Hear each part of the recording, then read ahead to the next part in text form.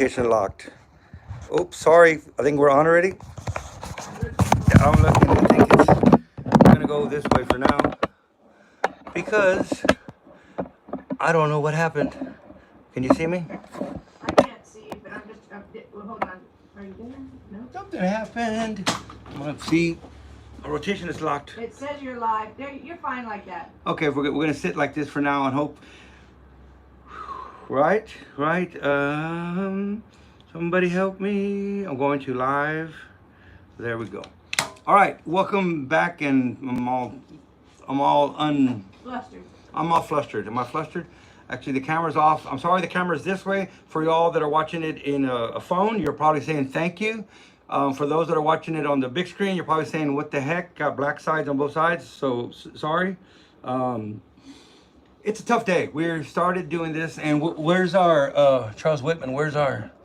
Oh, he watched after the fact last And said we were okay. and said we were okay, except maybe 3 degrees off. Maybe correct it to the left, but that's Okay. Doesn't apply to right now. Hi, Terry. So we changed some stuff up. This is the Jim Losey library in the back. If you'll notice, all of those books, and then there's our regular studio parts that we see back there. So we changed it, and I just got it perfect, and I moved it around again. So sorry about that. So we changed it up a bit, and we're gonna try this format. The reason is I can see Shop Mom perfectly right there. We can hear her perfectly right there. So that's what it is. We changed that. And the views, because for some reason the camera likes to lock itself this way. And this happened a week ago, and I finally got it figured out how to unlock it, and I thought we were done. And here we are again, locked in this way format. So all kinds of excuses. This is thank you and welcome to YouTube and welcome to the Excuse Channel, where we just have excuses for everything. We got them going. No? Craig White is here from the UK. So is Sarah Buchanan, and we have Terry from Germany. So our international group is back together again. Terry, I'm not drinking anything besides water. This is Texas. It's 71 degrees. Craig, I saw that motor. Beautiful. I love the color, the stand you built. Yes, the phones don't do justice to the way an engine sounds. I know that, so I can appreciate it. It sounded great though, and I think it looks awesome. You did a great job on that flathead. Okay, Terry, we miss you, Terry. I'll have Miller Lite for the next go around. Maybe, I don't know. I haven't been drinking much Miller Lite. It's been a tough year. Little Sarah's here. We have little Sarah, we got big Sarah, we got all kinds of Sarahs. Little Sarah is our granddaughter. So if you watch any of the videos and stuff, we don't have any big Sarahs. We don't have no big Sarahs. They're all little, right? They're all itty bitty. They're all itty bitty little Sarahs. If you take the H off, they're short. So if you go back in some of the YouTube videos, especially when we were in New York, in Manhattan, for the eBay car show with the hot vapor Plymouth. So little Sarah was kind of a lot actually in charge of the social media stuff happening with eBay Motors and us. So, okay, let's see what else around. Ready? So what the subject is, and we're proud of you, little Sarah. So little Sarah, what I gotta call little Sarah? Little Sarah. So I thought that a good subject would be, and I'm still like crooked. I want to be right here, but the camera's over there. You look fine. I look fine. Stop Okay. worrying about how you look. That's just the guy thing. So, I'm in touch with my feminine side a lot more than most. You have most always men. been very in touch with your feminine. Stop it. So, okay. So I have a joke for that, but I'm not going to say it because this is children watch this. Today's subject, which I thought was a great subject, comes from one of our viewers, good friend, Lewis. I'm building the flathead, the French flathead. That's Lewis's engine, and he suggested maybe a good topic because he's going to start a CNC business. So, do I have any advice for someone who wants to start in their own business? And you know me, I got plenty of advice. So, that's I think is going to be our subject until somebody else changes the subject. In business, I grew up in this business. My mom was, started in the auto parts business in '63. I was born in '62. So basically my whole life, we got pictures in diapers in the auto parts in the office. I mean, my playground was a shop. So it's a little bit different for me. I don't know any other way and I have worked in the corporate world. I worked at dealerships. I ran a whole dealership, you know, the used car department. I've done work. Me and Shop Mom ran Engine Tech Warehouse, which Engine Tech is an engine parts supplier. And we ran the San Antonio location and all down South Texas. So we have done the corporate world stuff, but you know, I'm not a team player. I shouldn't say that. I am a team player, but it's just it's a different it's for a different breed. Hey, Peter. So Peter would know. He's self-employed, and he could probably give a lot of tips to him and his partner. It's not for everybody. It's not for everybody. There is a lot of probably a lot more stresses than you want. There's easier ways to make money. Punching in at a 40-hour week is a way easier way to make money if that's your only intent. Make money. There's easier ways to do it. Charles Whitman made it. Charles Whitman made it. Charles, we've missed you, and we still keep in touch. But it's always like ships in the night. Like ships passing. Like in the ships night. in the night. So so it's not for everybody. Like I said, there's easier ways to make money. When I say that, it's like, you know, going and getting a college degree and going and getting a job, and you know, not against any of that. It's an easier way to make money. You got 401k, you got all kinds of different things for you. It's just not for everybody to be self-employed. It is a lot more work. It's a lot more work than what you think. Like I said, you don't just, you know, 8 to 5. Once you're self-employed, it's 24 hours a day, 7 days a week, because you're always thinking of your business. Even if you're not at work, everything you do is business oriented. It has its pluses and it has its negatives. So, but being self-employed, I'm gonna give you some of the pluses or the negatives. What does anybody want to hear? Or does nobody want to hear about starting their own business? I don't know. I'm gonna be quiet for a second and see if this is a good subject, or maybe it's not a good subject. What is the difference between a French flathead and a Ford flathead? About $4,000. And the reason is because that's what a French flathead now is going for, a bare block, a brand new bare block. They're 4,000, 4,500 now, I believe. There's not that many left. So it's kind of a joke. What's the difference? But that's the difference in cost.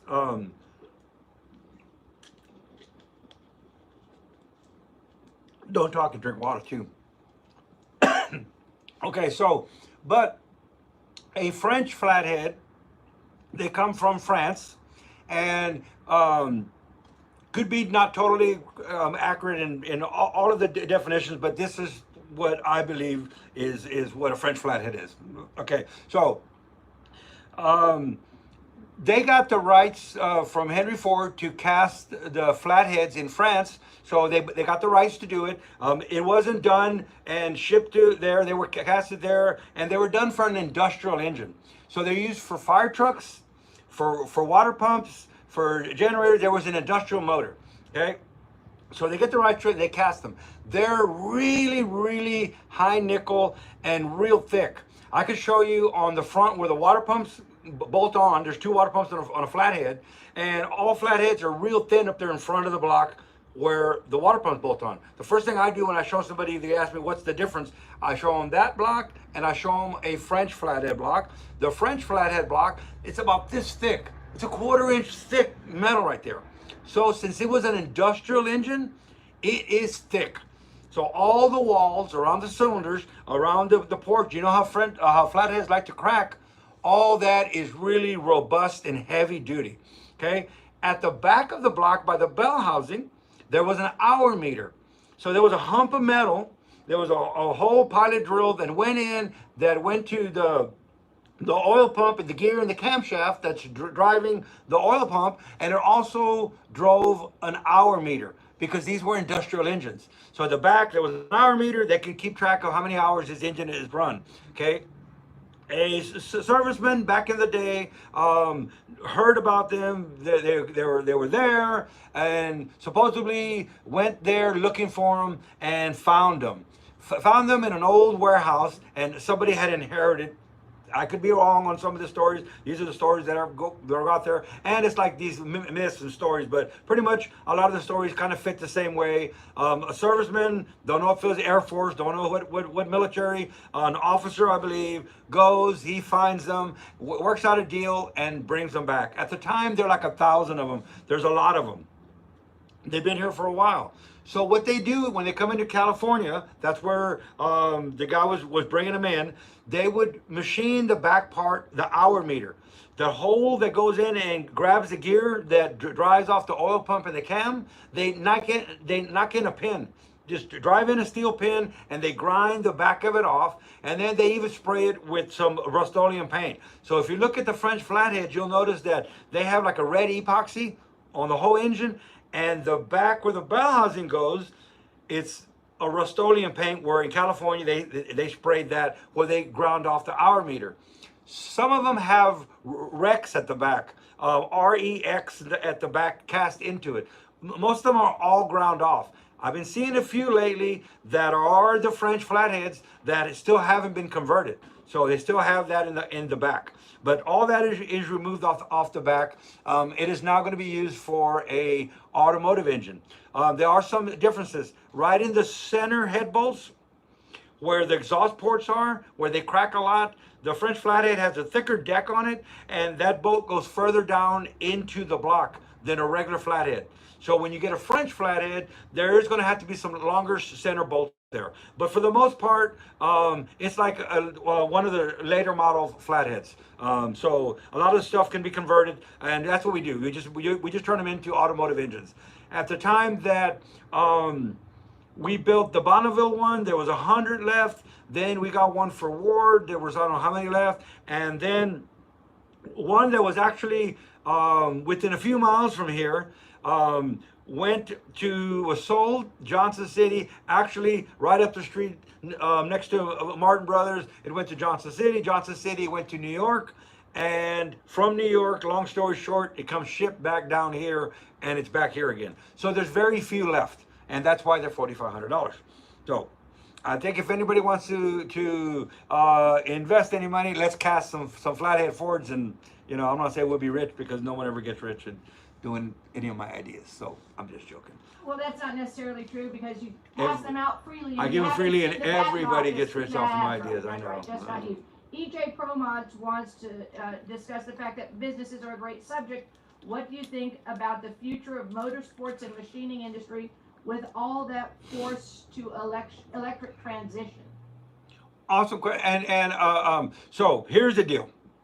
In my opinion, didn't go to college. There's a lot of books behind me. It doesn't make me much smarter. Maybe if I get closer to the books, I get a little smarter. Sarah says it makes you look really smart. Does it make me look real smart because there are books behind me? So now people are going to watch it and go, let's listen to that guy. He's got books all behind him. Those are Jim Losey's books. But except for this section over the Smoky Unix section over here, which, anyway, we won't go there.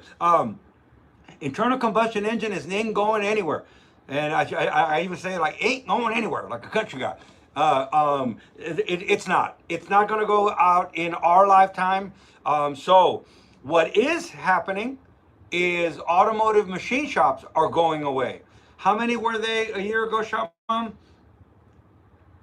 13,000. 13,000 in the United States automotive machine shops. Mom and pops. Mom and pops. Automotive machine shops. Okay. Today there are 4,500. 4,500 mom and pops. Shops, little shops. 4,500 from 13,000 in 1 year. So, not a bad business to get into. There isn't going to be any competition, and there's going to be more and more need. In fact, you'll be able to. You'll be golden. There's less of them, so you're not getting into a field that you're going to be like, well, it's on the way out, because it's really not on the way out. There's still going to be internal combustion engines, and I'm going to tell you why there's still going to be internal combustion engines. The electric car, this is my opinion, there's books, so, I'm obviously, like I said, very smart. So, this is what happens with electric, my opinion only. So if I start seeing people dropping off, then I know that maybe don't touch any of this stuff. Politically, Sarah, oh gosh, you darn you. Okay, so here's the deal. You have a child who wants to eat candy, and you say, no. Halloween comes around, no, you can have one. They want candy more. You gave them one, you say, okay, you can only have 2 a day. They're not gonna stop wanting candy. It's just not. It's just making it. It's even you give them 1 or 2, and then they want more. And why not? Because you gave me something. So what do? You take out all the candy and you put it on the table, and you say, "Go for it. gonna make you sick if you eat all that candy.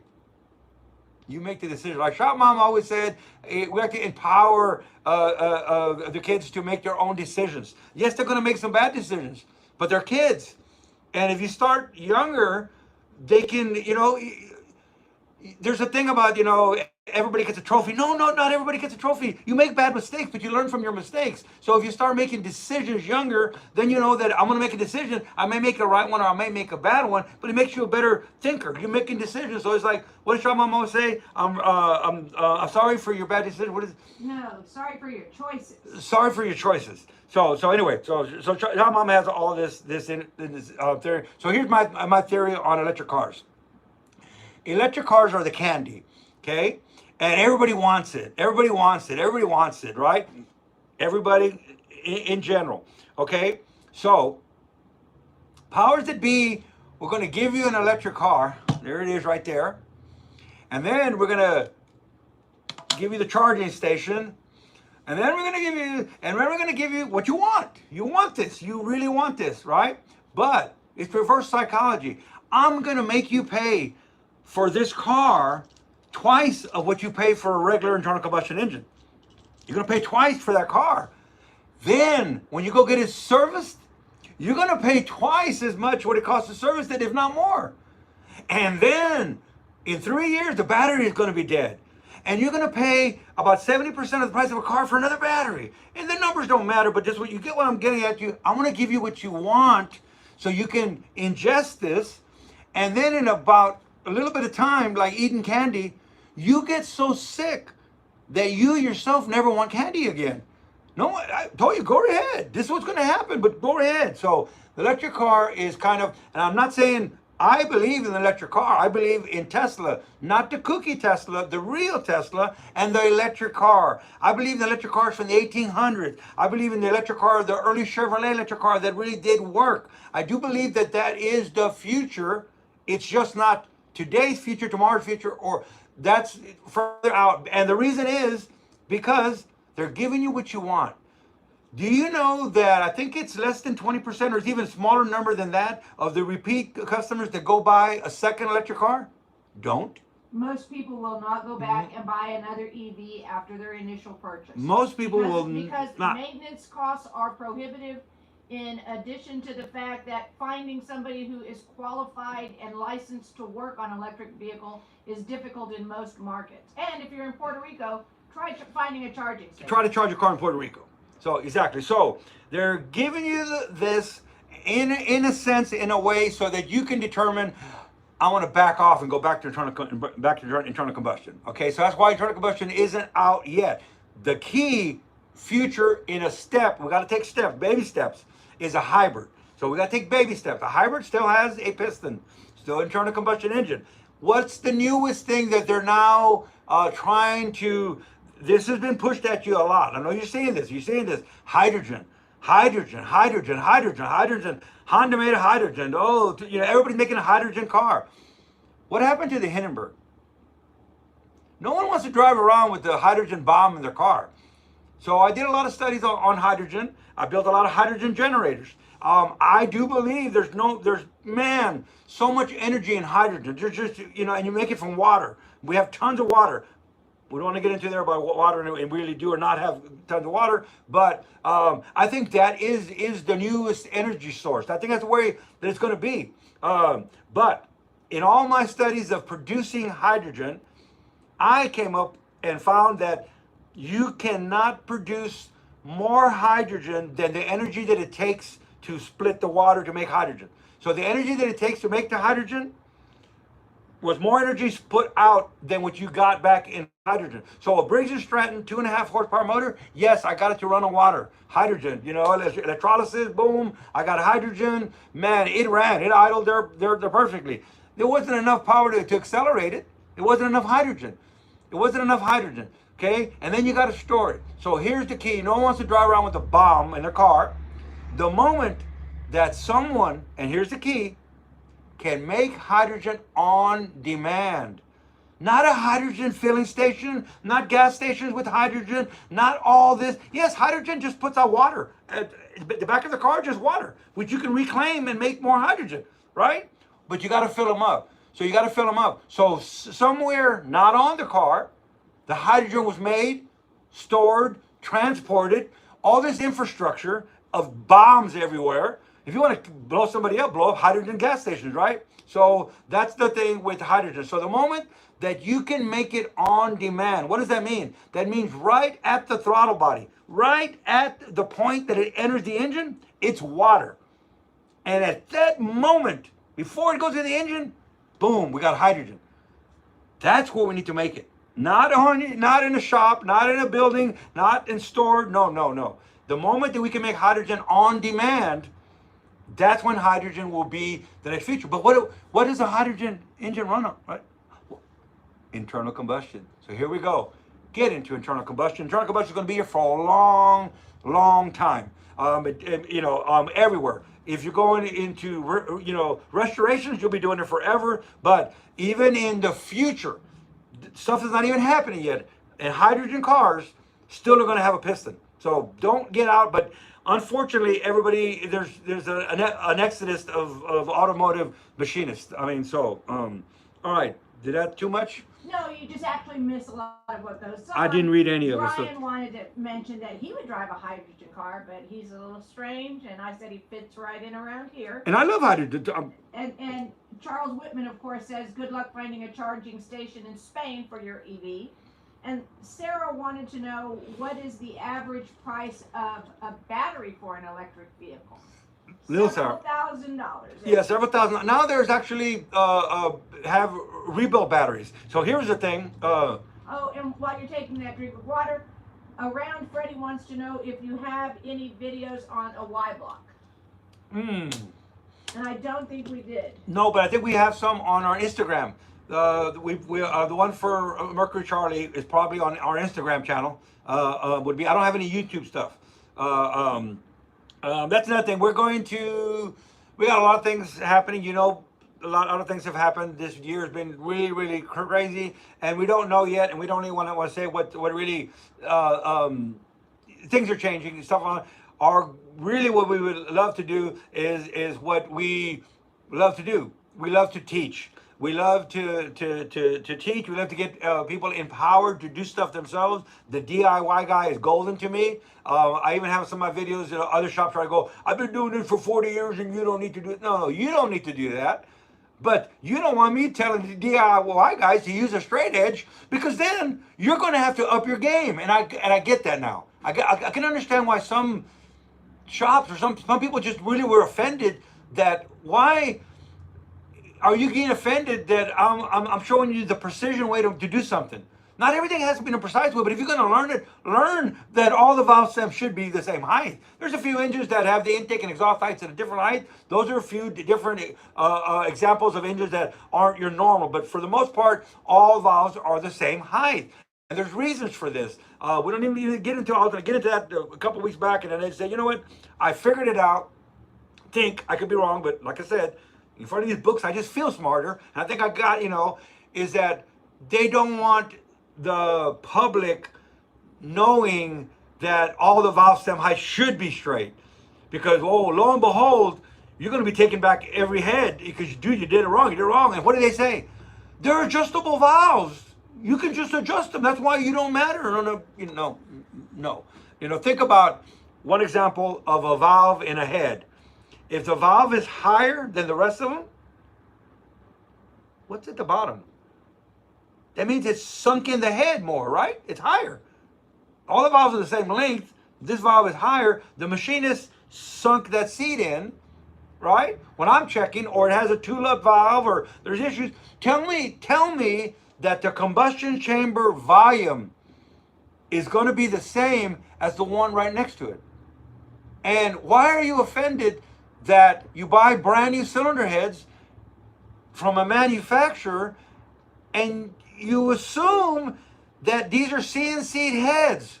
Well, if I'm paying $3,000 for CNC heads, I want every combustion chamber the same CCs. That's why I paid money for CNC heads. When they hand ported them, you know how many hours we would take CC in a chamber and porting to equalize all the chambers? Hours. Now you have a CNC machine. There's no reason. And what did I find? unless the programmer sat there and messed up. And how did I figure that out? Two heads and both the same valve on the same head are both higher up. So the machining process was wrong. Their program, the guy who wrote the program, the guy who put it in, R&D, whoever is doing the quality control didn't pick it up because they could have easily gone right there, gone back, a couple steps. Hey, oh, look at that, we messed up. He put an extra zero behind there. Or he did the 30,000. It's 30,000 difference. So if I'm paying for a CNC product in this day and age, there shouldn't be no variance. You know, this is 2023. So I don't know why people get offended that just put it on. Oh, you're just the customer paid over $3,000. Was it $3,500 for these heads? And they're all over the place. So okay. That's just I don't know where I'm going with that one, but I did get it out, and I feel better. It's interesting when you get wound up. It's kind of hard to find a stopping point. It is. I'm gonna back up a little bit and get some of this book. Yeah. Oh God, man, it does make you kind of feel, you know. Just take a moment. Breathe. I think we need to just do like wallpaper in books and just wallpaper a whole room in books and go in there. Green screen. Green screen and books. Well, these are real. These are real. And these are really cool. Here's a book on A.J. Foyt. We could just pull out books. I actually have Jim Losey, my buddy Jim that passed, and you know Jim if you know me. There's actually stuff here from Carroll Shelby. He was at Carroll Shelby's birthday party, and I mean there's all kinds of stuff. Every time I open up a book, Jim may be in the book, How to Build Your Big Black Chevy. Open it up and there's Jim Losey's engine in there. So in a lot of these books, Jim Losey is in them. Of course, Smokey Yunick is in them. And I look at the pictures. So what else do we have? Shop Mom, hello Danny, and Ed's is another good one to follow. If you don't follow, Ed does old school machining just like I do, and I think that empowers the DIY, the guy at home. Even if you're not doing this stuff yourself, watching the way it's done properly empowers you. If nothing else, knowledge is power. When you go to the shop, when you call, the first thing you ask, do you use a straight edge? I mean, there's things that you could ask. Do you put all your stems the same height? They said, no, it doesn't matter. They're adjustable. Click, okay, I'll go to another shop. I don't. You need to beg you to do it my way, but you're empowered to know they should be the same height. So there are a couple of comments. Okay. Brian and Charles Whitman were discussing the fact that there are some people who are so insecure about sharing knowledge because they feel like if somebody else has that knowledge, the person who owned it to begin with will no longer be needed. Remember, my precious, my little precious, my little precious. Yeah, precious. the knowledge is my little precious. No, and Shop Mom Elaine has really benefited my life in like I said, men don't say I love you. You don't say that kind of stuff, and so a lot of different things. She's from a different. She's a book knowledge, smart knowledge, college knowledge, an English major. I say it, I come from a long line of book learners, and we're really good in theory. Yes. But together we're yin and yang. We're the perfect yin and yang. So because of that, I share a lot. I spent, I don't know if I got anything done today. We went for 3-4 different people, and there were YouTube people. One guy drove in to talk about the hot vapor engine. Spent several hours. Nice man, and we're talking about quantum physics. So, knowledge is power to me. So then the guy that just left not too long ago has him and his buddy both have YouTube channels. One of his YouTube videos has 52,000 hits. So you can learn from somebody. You don't have to compete with everybody. We're all in the same. What my uncle used to always say, Chief, and Chief is the one that empowered me. And my mom, Chief was Eliseo Garza, my mom's brother. So I was very fortunate to be the sponge, between my mom and Chief. So it'd be like Shop Mom says, and it says, it would be a shame to take that to my grave. As long as you keep, what's that thing you say about the last person that says your name? You die twice: the day you die, and the day that the last person repeats your name. Something like that. You generally paraphrase all of my sayings. I do. Yeah, I screw it all up. yeah. Well, no, it's not screwing it up. It's How you hear it and then regurgitate it that's interesting to me. The fact of the matter is, the way the saying goes is, it is said that a man dies twice, once with a physical death, and once when the last person who knew him dies. So Chief is still alive and well. My mom is alive and well. And y'all get to I get to share the knowledge that was put upon me, and that's really kind of a thing that we're remodeling the shop home, which is a nice shop. Has heating in it, has central air, but it doesn't have insulation. So this is Texas. We're gonna make that into a modern studio, and I'm thinking we're gonna retire. We're at least we're not gonna retire because we'll work to the day like mom, but we're gonna just focus on teaching. Focus on teaching. What do we have? EJ Pro Mods wants to know, yes, does a V12 Flathead Zephyr engine have the same problems like the V8 head Ford? It does. It's the same engine. It's, in fact, I was cleaning the shop up last weekend. It came up a box of the 12 pistons in it, and essentially it's a V8 Flathead Ford, just 12 cylinders. So in a sense, and really, flatheads don't really have. They don't really have. Well, a lot of the issues that the flatheads have, it's people trying to work on them like a regular engine. So that's one of the things. They're a unique engine in the sense that the valve train is in the block. The valve train is upside down in the block. There's the original stuff, especially that Zephyr didn't have a valve adjustment. There wasn't a valve adjustment. Everything was machined at the right specs, and it's assembled, and the clearance on the valves were there. So there's a lot of they're identical except for a bigger engine, but very reliable. Very, It's like the GM 305. Yeah, it's the same as a. Cast it as a V12, and the crankshaft was bigger. The 305. I was talking about the GM 305 like a V8. She's talking about the one that's in the showroom, the V6 305, the GMC. The GMC 305, and then it's a V6, and they made it into a V12, and the only difference was the block and the crankshaft and camshaft. And they use all the same rockers, 2 intake manifolds, 4 exhaust manifolds, 4 sets of heads, and so anyway, that's a cool engine too, and that's a torque monster. Now, if anybody needs one, I have one in the showroom. Yes, but we're not parting with it. Oh. Wait, why did I say that? What do you say? We are parting with it. If anybody needs it. We're backing up. We're backing up. There's another question. What tool to remove valve seals on a 3.4 Toyota? I could run back there and get it. No, I'm not going to get around it because we only have a few more minutes. Okay. What I made, they're real hard to get in there. So I'll give you what I used to do. We used to have Maranatha aluminum heads in San Antonio, where all we did was aluminum cylinder heads. So we did every single dealership in the San Antonio and surrounding areas. Honda, Mazda, Benson. If you're from this area, we did every dealership. Okay. So back then, what I would do, and it still works, and I've showed it to a couple people, and some people have broken valve guides. And I say this over and over again. I've never broken a valve guide, and I'd have to show you, but I use a punch, the chisel, and the end of the chisel, it gets real thin. I take and I grind it like this. I grind a little like that to the end of the chisel. So I grind the center of it in round, and even grind the back end a little bit. So I grind it a little round, and then I grind it down to a point, real small. So what I do is looking down, you can't get down in there to get those dudes.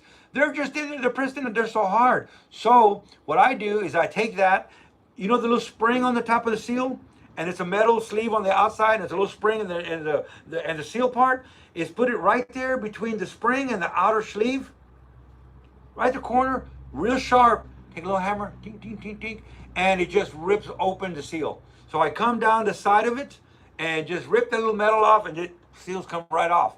I see people going there, bing, bing, and they're beating on the guide. So I let it ride down the side of the valve guide. So I get right on the outside of the seal, but where the metal is, barely catch the end of it, and then I just pink, and it pierces right into it, and then just tick, tick, tick, tick, tick. It opens it right up, opens them up, and they come right out. Now, what I just made about 2 years ago is for my slide hammer. I took a washer and I cut a slot in the washer, and that fit right around the outside of the bottom of the guide, where the guide was. So I drilled a hole out the inside. I put a little piece of metal for a sleeve, and then I welded a nut to the top of it. And I used that on my slide hammer. And I reach down and just go underneath and use my slide hammer. So now I'm using the slide hammer. The other day, that wouldn't work. I got out the old chisel, and it worked fine and quick. You'll get a set of seals off. You won't hurt a thing. The worst thing you could do is maybe put a little scratch down the guide. It's on the outside of the guide. The seal's going to go over. The seal has some neoprene that's going to seal it.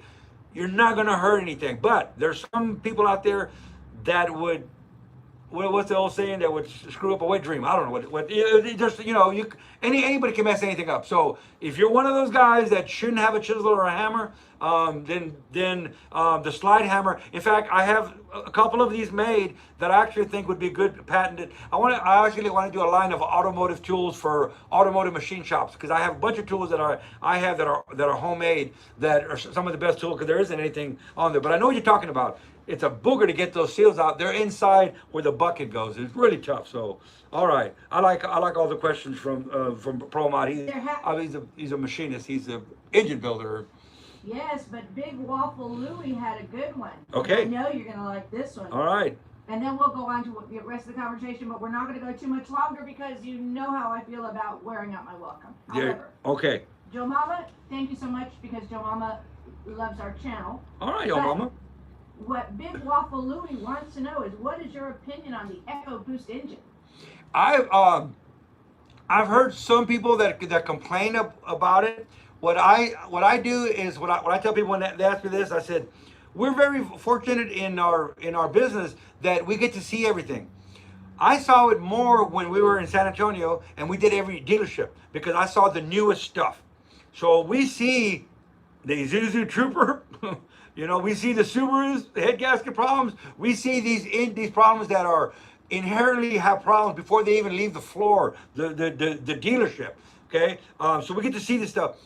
What am I going to say? When I saw the EcoBoost, 4-cylinder EcoBoost, the Ford EcoBoost at SEMA years ago, I thought, man, there's so much stuff going on in this engine. They have a cutaway and the motor's moving. You know, it's pretty cool looking at a cutaway. Pistols going up and down, but there is all kinds of stuff, variable cam timing, and I was like, wow, this is either going to be awesome or this is going to be like a nightmare. So what do I say in personal experience? I've heard other shops go, oh man, I have a stall just for the EcoBoost. Well, I don't know what you're doing different, but we've seen 2, 3 cylinder heads and one block that somebody was doing a upgraded rods and pistons and stuff, but he was doing something odd with it, different pistons, different rods, different stuff. But we see the cylinder heads, and I have I was going through my pictures, and one of the last ones wasn't that long ago. I like them. I mean, I don't see, usually problem childs we're gonna see. By now they've been out long enough, and we're gonna start seeing them come in the shop more.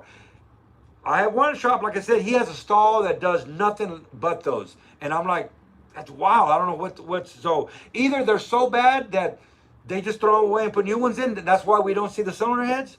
But it's my opinion, I love them. So all right. Are we saying piece of assembly grease already? Somebody leaving? Jason was leaving, so I was just telling Jason goodbye. And since Brian's here, I felt it was appropriate to use the sign-off that he gifted us with.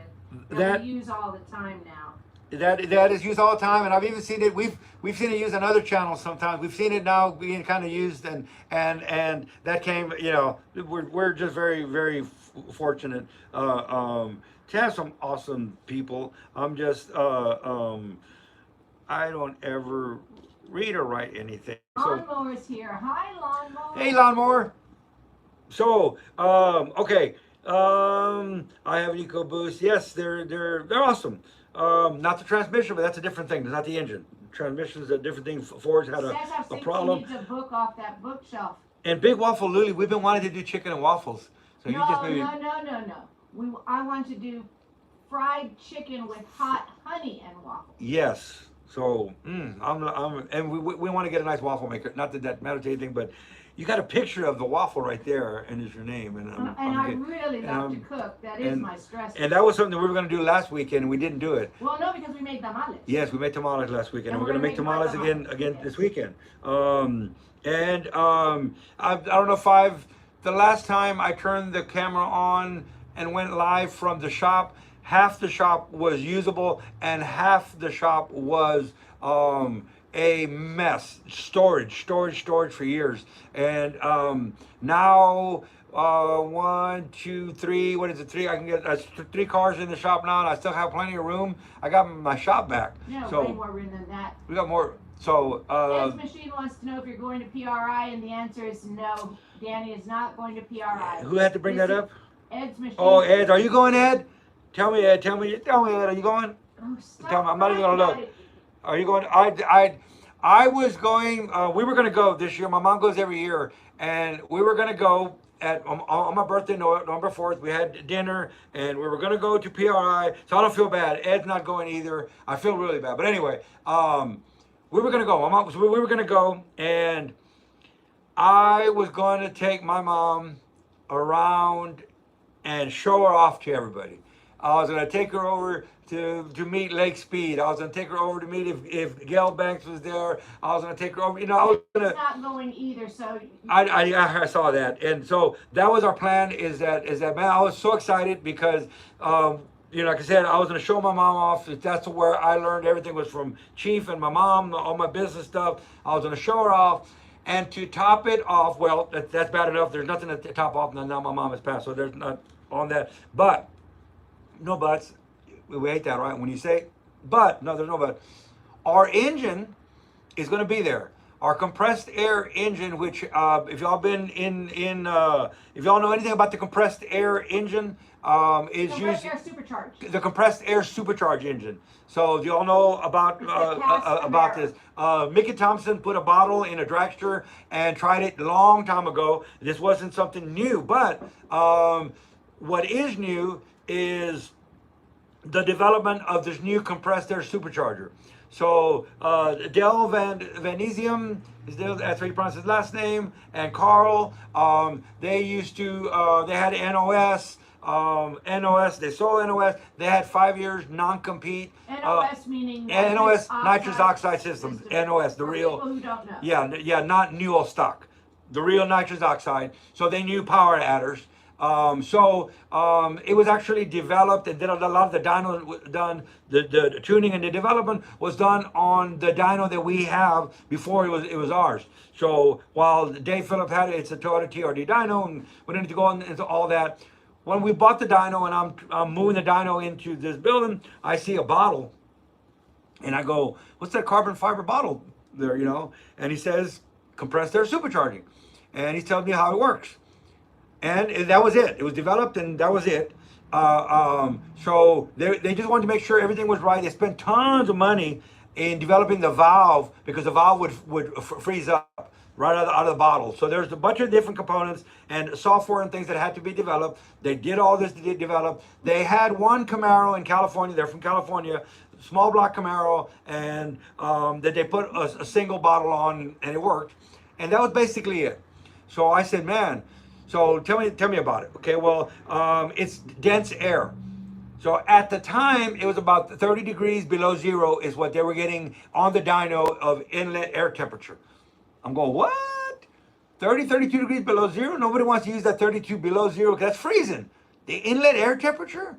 Yes, okay, so that's first thing. I go, well, with that dense of air, there's no detonation anymore. We're not going. We just got rid of detonation. I mean, golly, that's just. Well, when I don't. You thought about it. So there's several things of this product, this technology that I'm just on. This is the future. Turbos? What's that? Grandpa, tell me the story of back in the day when people used to run these things called turbos. Blowers. Give me back. And you watch any of the street outlaw stuff. What happens to a turbo car when they pull up on the line? They pull up on the line, and they got to get that boost to 30 pounds of boost, 30, 40, 50 pounds of boost. Twin turbos, they're about this big, huge turbos. they gotta get spooling up. They gotta spooling. Some people are even injecting nitrous in to spool them up, or injecting gases into them, and they're sitting there shaking as they're cranking up, cranking up, cranking up. The boost is coming up, boost is coming up. Well, guess what? Your transmission temperature is going through the roof.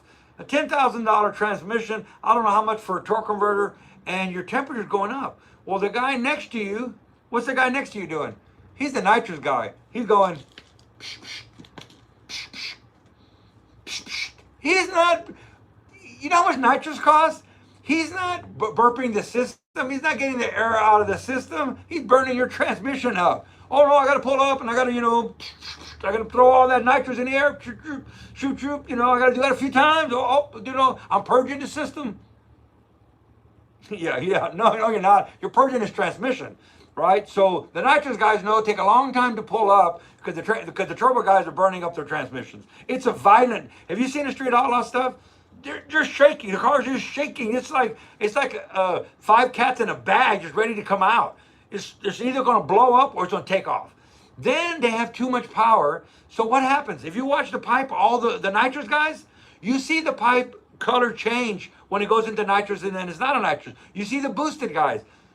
You're making 4,000 horsepower. You're not leaving the line at 4,000 horsepower. There's no way in God's green earth you could do that. Okay, so you open up the wastegates and you blow all this stuff out of the air so your turbos can still keep spinning up really fast. And as your car is hooking up and you're getting down the track, it knows it because it has speed sensors. We know that the tires aren't slipping anymore. It starts to close the wastegates. If the tires start to break loose, it opens the wastegates. So you see the flame going in and out, all the way down. It's opening and closing the wastegates, and it's not using 4,000 horsepower. Hopefully, at the end, when you're moving so fast and the tires are gripping, it can close, and maybe the 4,000 horsepower will pull you through the line. But that's the turbo guys. There's the nitrous guys. Okay, what's the nitrous guys doing? They're putting head gaskets on every two runs. The turbo guys, you watch them at all these runs, and they're pulling the turbos off and the heads off, and they're placing head gaskets. Why are they doing that? Detonation. So I knew when the compressed air, this is the shit. Okay? Ship. So I don't want to get demonetized. I don't know if we're not demonetized. Anyway, so the compressed air is essentially a scuba bottle with air in it. Once you launch, the valve in the front shuts off. There's no air coming in from the naturally aspirated, and there's a 12-inch line from the trunk to the valve that puts compressed air into the engine. Compressed air is so cold that if I give the engine 1 pound of air pressure, it's equivalent to 2 pounds of turbo or blower boost. And the reason is the 2 pounds of boost, 1 pound is not doing nothing. It's heat. That's why you have E85 or you have intercoolers. So a byproduct of compression is heat. So yes, I'm making 50 pounds of boost.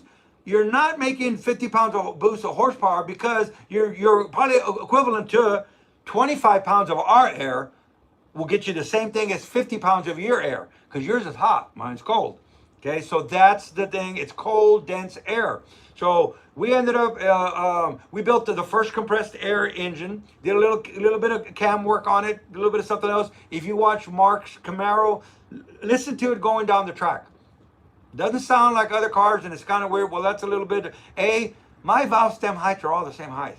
So it's a beauty. It's just smooth. It just gets it. There's no detonation. We went 3 years. I want to see the engine back every year to get it freshened up. We went 3 years to the first time we saw the engine back, and I could have used the same head gaskets. There's videos. We could have used the same bearing. Oh, we used the same bearing. You changed head gaskets. I gave him the 2 head gaskets to hang in his trailer. Put a fresh set of rings in it. Didn't need anything. After 3 years of running, started out 1/8 mile. Then you know what? Let's go 1/4 mile. Added another tank. So now we're running 3 bottles, and we're doing 1/4 mile. We're 2,200 horsepower. Very reliable. It's just very, very reliable. So we're averaging right around 600-700 horsepower on a naturally aspirated low compression motor. We're not putting in 12.5 to 1 compression. We got 10.5 to 1 compression. It's a big block 540 that you could build out of a catalog. Anybody out there can build this 540. It's not exotic. Proprietary camshaft. Yeah, it's our camshaft proprietary, but you could just build a stock engine, and with the compressed air, we're now at 14 pounds of boost. We got 3,600 psi in the bottles. 3,600 psi pressure in the bottles. We're using 14 pounds. The car can't handle more than that. So last year it was one race from the championship, and he broke out. The last race, he broke out. He would have won the championship on his first official year of running quarter mile. So now NHRA has checked off on it. If you watch Fox Sports, it was the height of Fox Sports when they were in Colorado, because they wanted to know in Colorado there's no air. So there's a lot of air, and they asked Mark, he goes, what are you going to run? And he said, the same thing I ran in Edinburgh, the same thing I ran in Texas, the same thing. He goes, yes, but he goes, I don't need a weather station. That's for y'all guys. Y'all guys need a weather station for your barometric pressure, for your air temp. My barometric pressure is in my bottle. My air temp is in the bottle. What are we getting now out of a quarter mile with two number 12 lines going in? 140 degrees. It's 140 degrees below zero. 140 degrees below zero on the inlet air temperature in the manifold. There ain't no detonation. We don't pull timing. We give it timing. So it's going to be there at PRI. It was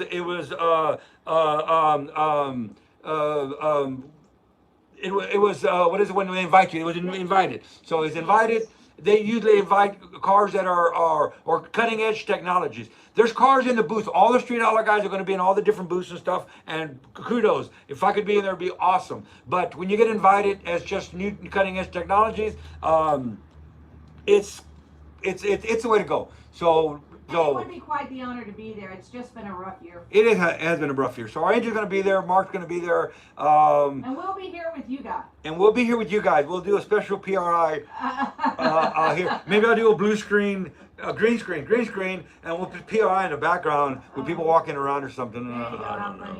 Okay, we're going to cut it short. Louis, good to see you. I think I just saw him. He got a little... he got here late. I told him we did start with his suggestion. Yes, we did start with his suggestions, and it was on business. So we'll keep it going. Okay. My head's on. But Terry, I don't know if you're still awake, if you're still with us. Charles, I know it's late over on the other side of the pond. We're really happy you guys could join us. You know, EJ Promont, Big Waffle Louie. I don't know how long you've been joining us, but you sure are a lot of fun. Great addition to the group. And of course, there's Terry. Terry's here. So Terry's still here. And of course, Wade and Lawnmower and Brian is here. And these are our old school. Did we see? Scott was here. Yes. Who? Scott. And I thanked him for and you being thank Scott. thoughtful and tasty. It's already at home. I haven't delved into Scott. Has been just there he is, Scott. Piece of scenery, Scott. Thank you so much. And remember, guys, we're going to try to do this every other Friday. So not next Friday, but the following but the Friday afterwards. Yeah, peace and 70 degrees, everybody. This has been fun. It's like I said, it's our therapy as much. I don't know if you can tell that we have a good time. So I think you heard her. We're going to go every other week now. So we'll see you in 2 weeks. You'll still see stuff happening on my YouTube channel. I don't know. I think we're Instagram and TikTok and this and Facebook and blah blah blah. You know where the off is? No. I don't know. She'll find the I off. have no. Maybe if not, where's the off button? I don't know because I have it vertical. It used to be somewhere else. It's hiding from. Okay, so we're gonna stay on all night long. No. We can't turn the camera off. Okay, you stay here. I'm going. All right. So peace to the 70 degrees to everybody. Does somebody know where the off button is? No, you don't know where the off button is. Okay. I'm gonna just unplug the phone. What is it? Don't worry, I still have to do. Charles has to do the dishes. Okay, I don't know what happened to it. When it's vertical, it's over here in this corner. Let's see. Oh, there we are. All right, peace and 70 degrees, everybody.